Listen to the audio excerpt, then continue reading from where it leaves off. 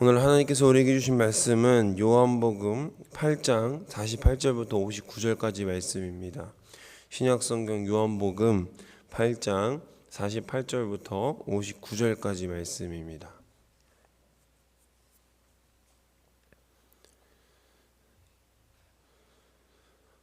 우리 다 함께 하나님의 말씀을 받들어 읽겠습니다.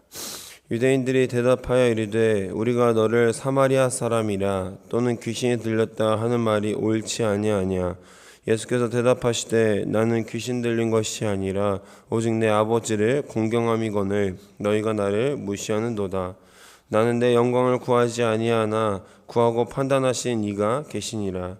진실로 진실로 너희에게 이르노니 사람이 내 말을 지키면 영원히 죽음을 보지 아니하리라. 유대인들이 이르되 지금 내가 귀신 들린 줄을 아노라.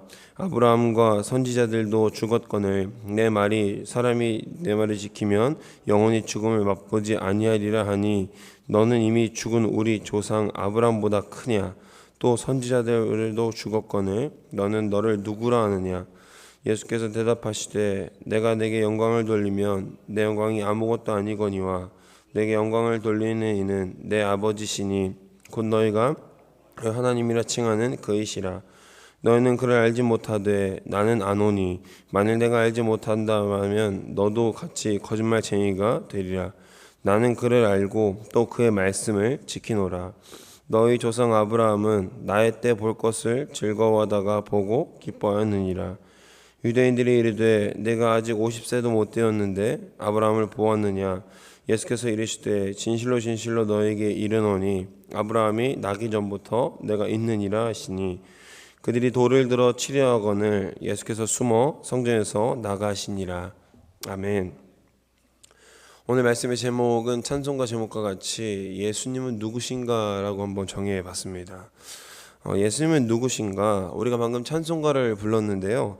예수님은 가사에서처럼 우는 자의 위로와 없는 자의 풍성과 천한 자의 높음과 잡힌 자의 노임이 되며 우리의 기쁨이 되시는 분이십니다. 가사를 1절부터 4절까지 잘 들여다보면 우리의 모든 것 되시는 분이심을 알 수 있다는 것이죠. 그 중에서 가장 중요한 것은 우리의 평화요, 우리의 영광 되신다는 것입니다. 주님이 우리의 영광이 되시지 않는다면 우리 인생의 의미가 사라지게 됩니다. 그 무엇보다도 주님은 우리의 목적과 방향이 되어야 할 줄로 믿습니다. 우리의 삶, 가정, 중요한 요소가 많이 있지만 그 중에서 제일은 바로 주님의 영광이어야 한다라는 것이죠. 오늘 본문에서는 주님께서 친히 자신의 정체성을 알려주시며 우리가 어떻게 하나님 앞에 영광을 올려드려야 하는지, 어떻게 평화를 이룰 수 있을지를 정확하게 그리고 분명하게 알려주십니다. 하지만 가장 중요한 것은 아무리 하늘의 비밀을 말해도 일반 사람들은 그것에 대해서 정확하게 알거나 파악하지 못한다라는 사실입니다. 우리가 오늘 알고 넘어갈 부분은 우리가 예수 그리스도께서 모든 것을 말씀해 주셔도 그 비밀을 다 풀어내 주셔도 우리는 그것을 절반의 반도 이해하지 못할 수도 있다라는 것이죠. 그래서 저는 현대의 예수님께서 재림하셔도 대부분의 사람들은 예수님을 못 알아볼 거라 확신합니다. 예수께서 어떻게 오셨는지, 어떻게 우리가 모두가 보는 앞에서 생중계되면서 하늘에서 내려간다고 생각해 보세요. 누가 뭐라고 영화 촬영하나? CG 기술이 많이 좋아졌네? 이렇게 생각하지 않겠습니까? 예수님께서 아무리 모든 것을 말하고 오픈하고 오셔도 우리의 이해 수준이 거기 예수 그리스도의 수준에 도달하지 못한다라는 사실을 오늘 우리가 인지하고 말씀 나누기를 간절히 소망합니다. 제가 시를 하나 읊조리려 합니다. 한번 들어보시면 좋겠습니다. 여차역여하 여피영여하 성황당후원 퇴비역하여 오배약차위 불사역하여. 이 시에 대해서 혹시 아시는 분이 계신가요? 유감 없이 말씀하셔도 괜찮습니다. 제가 음절을 틀렸을 수도 있기 때문에. 고려를 폐하고 나라를 세우기 위한 이성계와 그의 아들들이 정통성을 부여받기 위해 당시 고려의 문화시중이던 포은 정몽주를 설득하기 위해서 훗날 태종이 되는 이방원이 그를 설득하기 위해 지은 시입니다. 우리가 아주 잘 알고 있는 하여가라는 시를 제가 한번 읽어봤습니다. 이런들 어떠하리 저런들 어떠하리 모두 다 잘 알고 계실 겁니다. 성황당의 뒷담이 무너진들 또 어떠하리 우리들도 이같이 하여 죽지 않은들 어떠할까. 고려든 조선이든 100년을 누려보자라는 뜻을 담아 포온을 설득하고 조선 건국에 반대하지 말라는 의미가 담겨 있습니다. 한자만으로 뜻을 해석하기에는 조금 어려움이 있죠. 물론 저도 제가 해석할 수 있었던 것은 아닙니다. 저는 저 시 한자를 보고도 쓸 자신이 없었습니다. 맞습니다. 우리는 잘 모르는 것에 대해서 그리고 알기 어려운 것에 대해서 잘못 이해하는 경우들이 많이 있습니다. 이해의 왜곡성이라고 하죠. 해석의 왜곡성이라고 하죠. 이방원의 시처럼 예수님의 말씀도 일반 사람들이 이해하기는 사실 꽤 어려운 말들이었습니다. 그리스도를 신으로 만물의 주제이신 하나님과 동일하게 보아야 하기 때문에 그렇습니다. 유대인들에겐 더더욱 어려운 일이었겠죠. 그렇기 때문에 그리스도께서 12절에 예수께서 또 말씀하여 이르시되 나는 세상의 빛이니 나를 따르는 자는 어둠에 다니지 아니하고 생명의 빛을 얻으리라 하고 말씀하신 것도 충격적이고 유대인들에게는 더욱더 받아들이기 어려운 말씀이었다라는 것입니다. 그러나 30절을 보면 더러는 이 말씀에 대해서 믿는 자들이 생겨났다고 성경은 고백하고 있습니다. 예수님을 믿는 믿음은 이해가 아니라 바로 믿음에서 기인한다는 사실을 알 수가 있죠. 오늘날 우리가 예수님을 이해하고 믿는다는 전제 조건은 바로 그리스도를 믿는 자들의 믿음의 유산이 오늘날 우리에게 지혜로 남겨져 우리가 이해할 수 있는 은혜가 있다라는 것입니다. 제가 말씀드리고 싶은 것은 바로 이것입니다. 우리의 이해로 주님을 만날 수 없다. 주님은 만나는 것이다. 믿는 것이다. 그 믿는 믿음이 우리를 오늘 이해시킬 줄로 믿습니다. 우리 첫 번째는 주님을 아는 것인데요. 그럼에도 불구하고 예수님은 아무리 못 알아들어도 친절하게 눈높이에서 설명하려고 애써 주시고 있습니다. 그리고 예수님이 선택한 모델은 유대인들에게 너무나도 익숙한 아브라함이라는 모델이었습니다. 39절에서 예수님은 너희가 아브라함의 자손이라면 아브라함이 한 대로 행했을 것이다 라고 말씀하시고 있습니다. 아브라함이 하나님 앞에서 믿음으로 의를 인정받았듯이 너희도 믿으라고 권면해 주십니다. 그저 믿으라고. 아브라함이 율법을 잘 지켜서 하나님 앞에서 의로 인정받았습니까? 전혀 아니죠. 아브라함은 오히려 하나님 말씀에 대해서 그냥 아무것도 안 하고 순종밖에 한 것이 없는 사람이었습니다. 예수님께서 그 점을 정확하게 꼬집으셔서 아브라함의 너희들이 그렇게 자랑하는 아브라함이 너희들의 조상이라면 니들이 후손이라면 아브라함이 한 것처럼 너희도 믿어라. 그냥 뭐라는 거죠? 조용하고 믿으라는 거죠. 그냥 믿기만 하라는 것입니다. 하나님 앞에서 믿음을 인정받았듯이 너희도 믿으라고 권면해 주시지만 그들은 그 한계를 깨지 못하고 예수님의 말씀을 알아듣지 못합니다. 예수님을 모르죠. 진리를 말씀해 주심에도 유대인들은 오늘 우리가 읽은 본문처럼 예수님께 너는 사마리아 사람이다. 넌 아무것도 모른다. 그리고 너는 내가 보기엔 넌 귀신 들린 것 같다. 넌 귀신 들린 게 맞는 것 같아. 이렇게 말하고 있는 상황이라는 거예요. 예수님을 정신병자로 몰아가고 있죠. 오늘 예수님은 자신의 정체를 드러내시면서 무엇을 말씀하시고 있습니까? 바로 하나님의 영광을 말하고 있는 것입니다. 하나님의 영광은 하나님께로부터 난 자의 말씀을 듣고 하나님을 믿는 것입니다. 그게 바로 하나님의 영광이 되는 것이죠. 그런데 예수께서 상대하고 있는 이들은 하나님의 영광이 무엇인지 예수님은 누구신지 전혀 관심이 없고 오직 아브라함에 대해서만 그 물리적인 시간만을 고집하고 있는 모습을 보고 있죠. 네가 50도 안 돼 보이는데 무슨 아브라함을 보냐. 네가 선지자냐. 네가 뭔데 자꾸 이렇게 하냐라고 말하고 있다라는 것입니다. 얼마나 어리석은 일입니까? 하나님의 영광이 눈앞에 있음에도 불구하고 그들은 믿음이 먼저가 아니라 자신이 생각하는 그 이해와 인지가 먼저인 사람들은 하나님을 보지 못하는 거예요. 하나님의 역사가 이 앞에 있는데도 불구하고 하나님의 영광을 본인이 스스로 발로 차버리는 것입니다. 우리는 때때로 하나님의 영광을 위해 살고 죽는다고 다짐하면서도 그렇게 하지 못하는 우리의 모습을 발견하게 됩니다.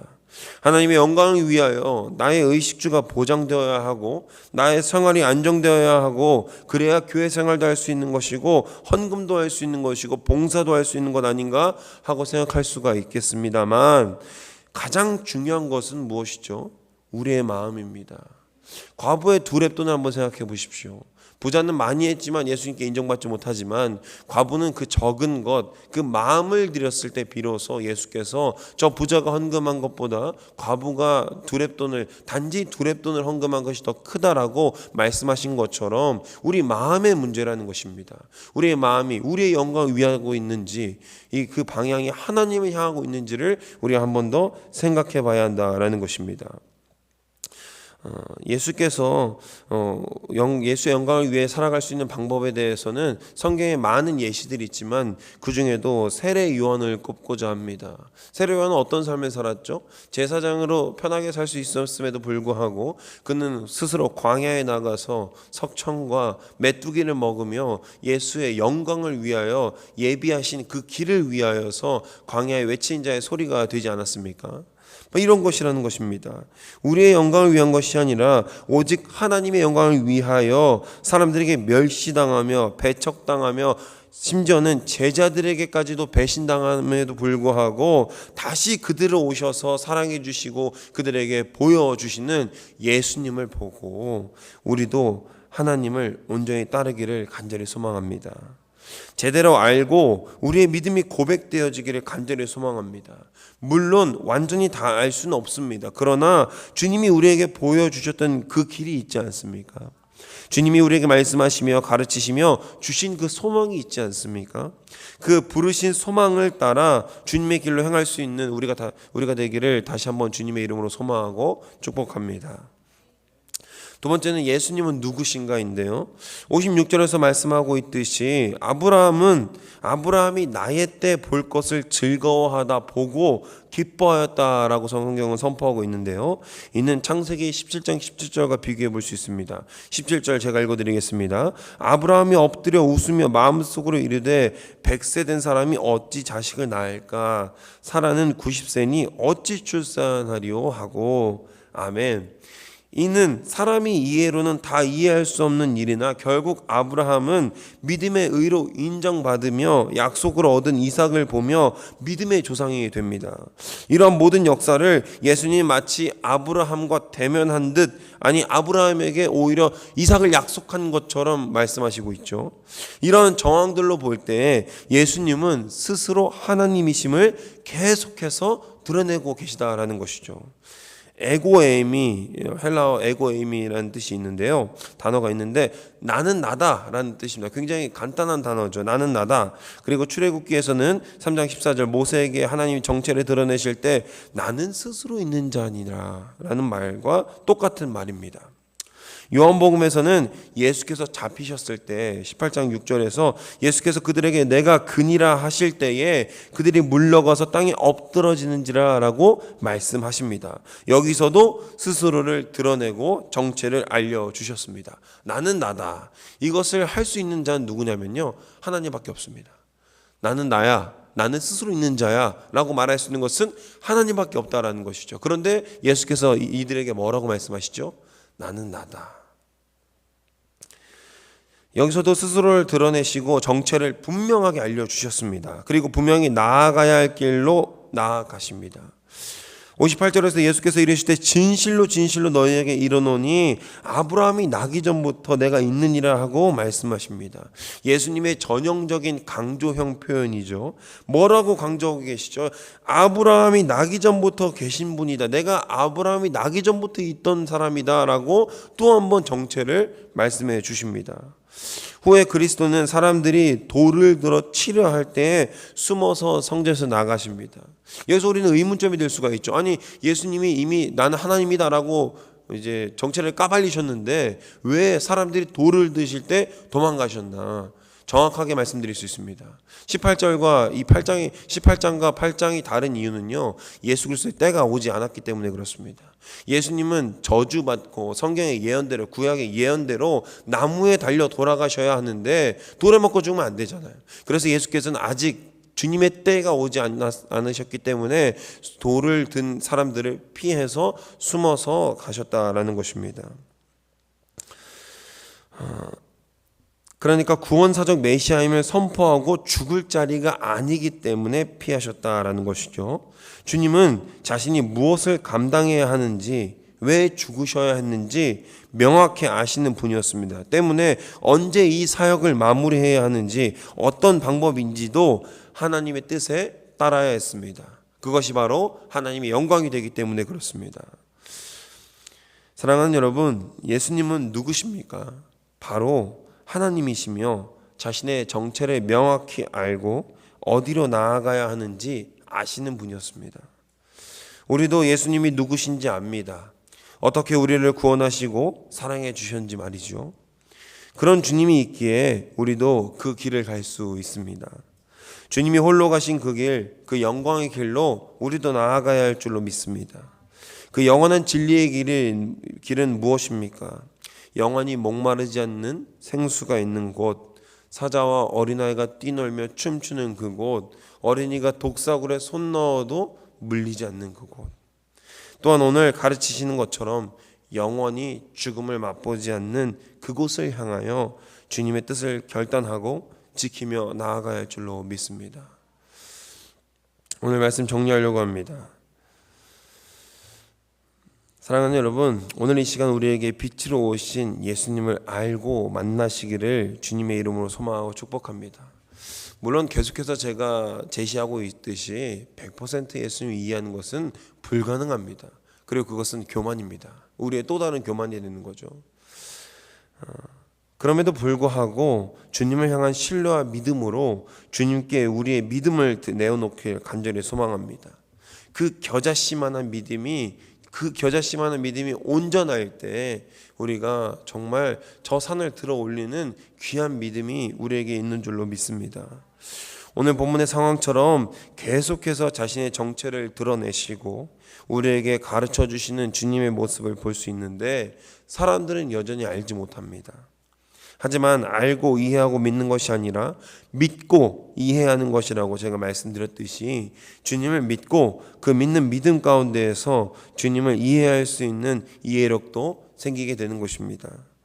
그런 믿음과 이해를 가지고 주님이 가신 그 길을 걸어나가기를 주님의 이름으로 소망하고 축복합니다. 주님이 어떤 길을 가십니까? 우리를 위해 죽으러 모든 죄를 감당하러 오셨습니다. 주님은 우리를 죄에서 자유케 하셨으니 우리는 그런 주의 말씀을 따라 온전한 사랑을 전하고 그 사랑으로 살아가기를 소망합니다. 마태복음 22장 37절부터 38절까지 제가 말씀 읽어드리겠습니다. 예수께서 이르시되 내 마음을 다하고 목숨을 다하고 뜻을 다하여 주 너의 하나님을 사랑하라 하셨으니 이것이 크고 첫째 되는 계명이요 둘째도 이와 같으니 내 이웃을 내 자신과 같이 사랑하라 하셨으니 아멘. 여기서 전제가 무엇이죠?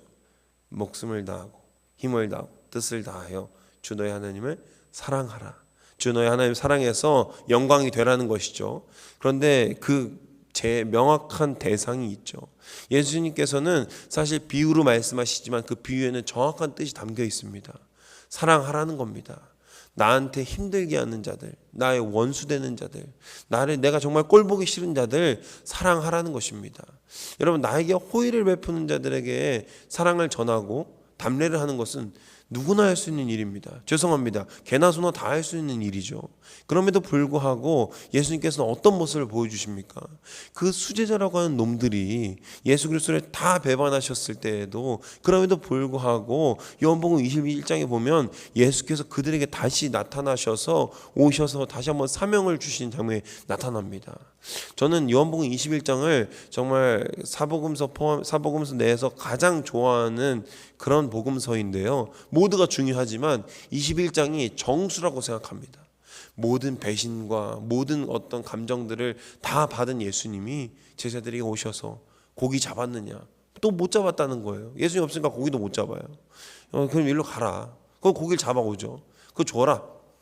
친히 숯불을 피셔서 조반을 차리신 이후에 제자들에게 먹이시죠. 여러분, 이게 사랑이 아닌가 생각합니다. 우리가 나아갈 길이 아닐까 생각합니다. 세상 사람들은 give and take입니다. 저 사람이 나한테 주면 나도 준다. 나도 받고 받을 거 받고 줄 거 준다. 이게 세상 사람의 논리입니다. 자본주의 시장의 가장 기본적인 메커니즘이죠. 그런데 예수님께서는 그러지 않으셨습니다. 받을 게 있는데도 불구하고 받지 않으셨습니다. 그리고 돌려줘야 할 화가 있음에도 불구하고 돌려주지 않으셨습니다. 예수께서는 우리에게 무엇이 하나님의 영광이 되는지, 그리고 내가 어떤 사람인지 명확하게 알려주셨기 때문에 우리가 그 예수 그리스도의 길을 갈 수 있는 것입니다. 가야 합니다. 우리가 알고 있는 그대로 가야 합니다. 내가 알고 있지만 따르지 못하는 것, 차마 행할 수 없는 그것들을 이제는 내려놓고 나의 마음과 내 생각과 내 방법이 아니라 그리스도께서 말씀하시는 그 방법대로 살아갈 수 있는 우리 더원동교회 모든 성도님들 되시기를 주님의 이름으로 소망하고 축복합니다. 우리가 결단할 때 정말 그 겨자씨만한 과부가 두렵던 드린 것처럼 우리도 정말 그 작은 믿음을 주님께 내어드릴 때 주님께서 우리에게 큰 믿음을, 그리고 주의 영광을 위하여 사용할 수 있는 귀한 기회들을 주실 줄로 믿습니다. 사랑하는 우리 도남동교회가 그 거룩한 사역을 감당하길 소망합니다. 사랑하는 우리 성도님들이 그 거룩한 주의 길을 온전히 나아갈 수 있기를 다시 한 번 더 주님의 이름으로 소망하고 축복합니다. 기도하겠습니다. 사랑해 주님 감사합니다. 오늘 이 시간 우리가 말씀 나눴습니다. 아버지께서 정체를 드러내 주시고 친히 말씀해 주셨지만 우리는 너무나도 미약하고 연약하여서 주의 말씀을 알아듣지 못합니다. 그럼에도 불구하고 주님께서 명확하게 가신 그 길을 오늘 우리가 묵상하며 나아가오니 주님, 우리도 그 길을 가기 원합니다. 세상 사람들이 편하게 가는 넓고 좋은 길, 비단길이 깔려있는 그 길이 아니라 너무나도 어렵고 협착한 그 좁은 길로 우리가 나아가길 원합니다. 너무나도 어렵겠습니다. 힘들겠습니다. 나의 원수를, 나를 정말 짓밟으려 하고 나를 적으로 대하는 그러한 자들에게 어떻게 사랑을 전하겠습니까? 그러나 주님이 하신 것처럼 우리도 그렇게 하기를 오늘 이 시간 결단합니다. 우리 도남동 교회가 그런 사랑을 전할 수 있는 교회가 되기를 주님의 이름으로 다시 한 번 더 소망합니다. 주님, 우리가 주의 뜻에 맞추어서 그 거룩한 삶을 살아갈 수 있도록 인도하시고 지키시고 보호하여 주옵소서. 지금 날씨가 많이 안 좋습니다. 눈길입니다. 너무나도 춥습니다. 우리 연로하신 성도님들 건강 지켜주시고 이 자리에 나온 모든 성도님들 지키시고 보호하셔서 우리가 주의 길에 나아가는 데에 부족함이 없을 수 있도록 늘 주님의 날개 그늘 아래 지키시고 보호하여 주옵소서. 기쁨으로 주의 말씀을 들어 나온 자들이오니 주님 인도하시고 역사하셔서 우리가 주의 뜻대로 거룩하게 주의 영광을 위하여서 더욱더 힘차고 담대하게 나아갈 수 있도록 주님 붙들어 주옵소서. 감사드리며 이 모든 말씀 우리 주 예수 그리스도의 이름으로 기도합니다. 아멘.